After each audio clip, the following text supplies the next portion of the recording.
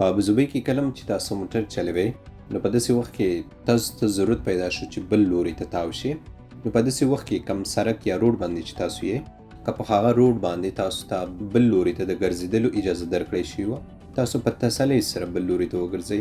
خو که چیرې تاسو په هغه سړک یا روډ باندې نه وئ چې کم باندې بل لوري ته د ګرځېدلو اجازه نه وي، نو په داسې صورت کې که چیرې تاسو دوهم سړک څخه د ګرځېدلو کوشش وکړئ، نو په داسې وخت کې که چیرې تاسو د مسؤلو چارواکو لخوا ولیدل شوئ یا رادار لخوا وڅارل شوئ، نو تاسو ته به 400 درخه مخالفه درکړي. دا ویډیو وګورئ، دې کې تاسو ته واضح ښودل شوي دي.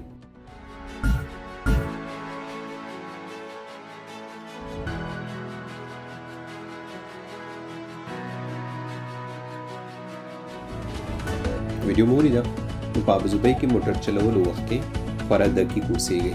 مننه.